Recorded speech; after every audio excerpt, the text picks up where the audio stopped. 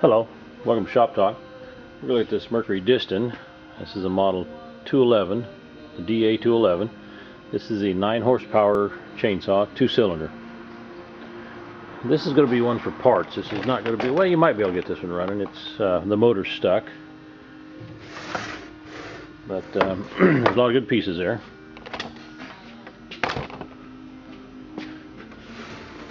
And what you see is what you'll get. Just the motor.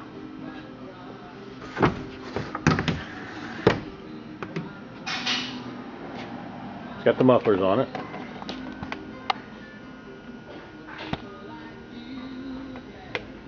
And this would be great if you had one of these you're fixing up. This is just some awful good parts here.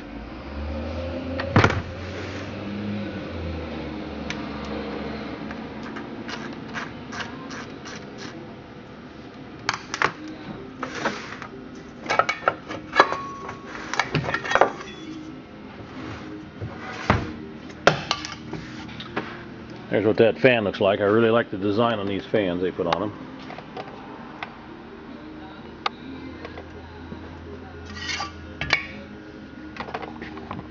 And the cover's in great shape.